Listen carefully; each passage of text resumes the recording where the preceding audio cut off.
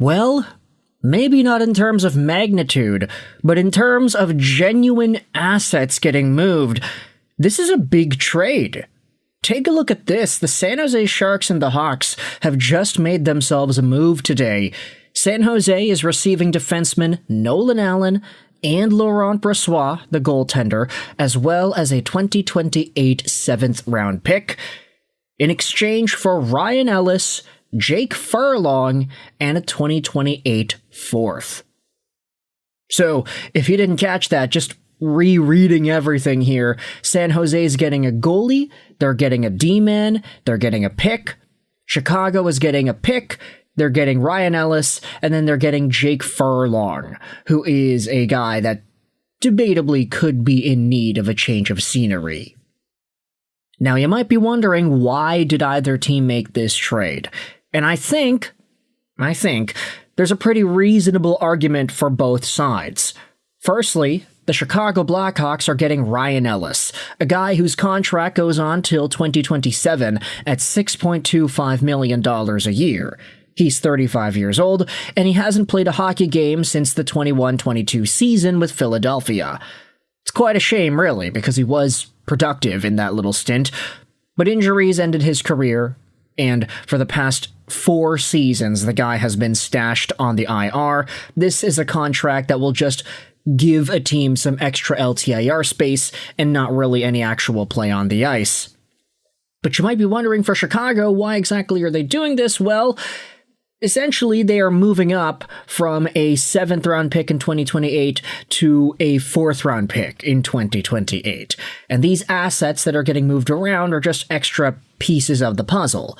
Folks in the Blackhawks subreddit are going out there and saying that, hey, Ellis has not played in a few years, and he'll be joining Blackhawks legend Shea Weber on the LTIR. I liked having a possible veteran contingency plan in net in case we were actually pushing for the playoffs down the stretch, but a 4th-round pick seems fine for a goalie without an NHL game in 2 years and our 4th best AHL defenseman. The Ellis contract is really helpful for the Blackhawks too. If they want to give roster spots next season to ELC players like Frondell and Kantsarov, they needed to replace Shea Weber's cap hit. This allows them to replace most of that without tying up a roster spot. So, essentially, this move is a transitory move that will allow Chicago to add on some extra pieces if they see fit, and they upgraded their draft pick. Meanwhile, for the San Jose Sharks, you can see that Laurent Brossoit getting added onto this team gives a little bit extra security in case another guy like Alex Nedeljkovic, for example, gets moved in a subsequent trade. We've seen that San Jose wants to roll with Yaroslav Askarov, and that's fine, but Nedeljkovic is kind of bubbling around there too, and trade rumors around his name have been circling the waters as well. Another goalie, this 100% means that Ned is going to New Jersey. Few things might be true here, a Sharks fan, Forever Kasai says. 1. We didn't shed any contracts, but the deal brings in 2 players that can actively play versus Ellis, who will never skate again, even if it is just for the AHL. 2. Laurent Brossoit coming in might mean someone wants Ned badly and will overpay for him. And number 3, I think another trade is coming very soon. I think all of these are true. This gives us a chance to move on from Nedeljkovic or to move Brossoit if that's what brings something back.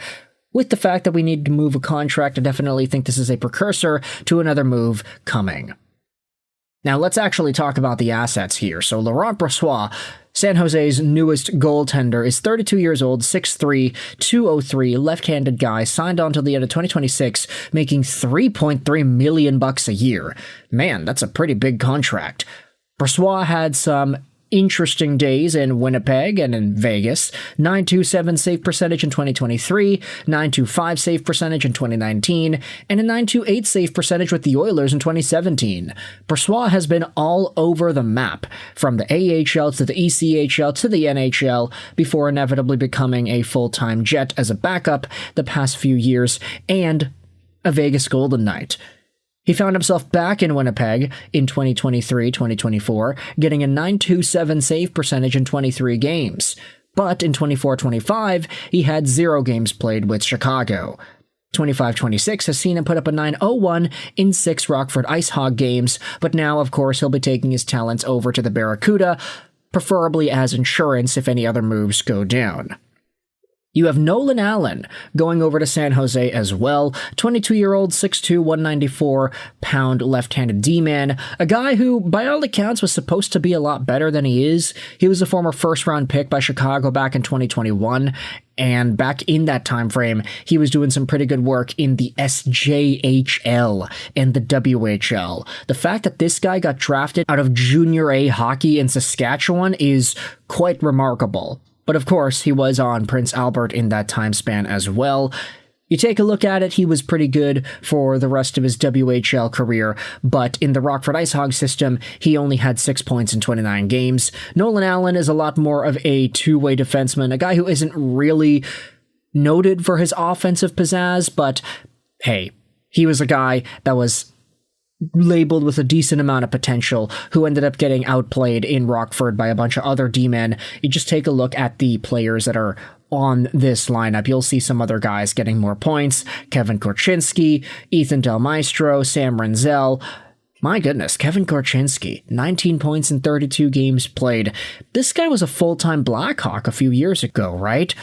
Yeah, that 2024 season was quite bizarre. But either way, Nolan Allan is a new San Jose Shark. We'll see whether or not the Barracuda and their organization can get the best out of him, provide some of that first-round pedigree back into his game.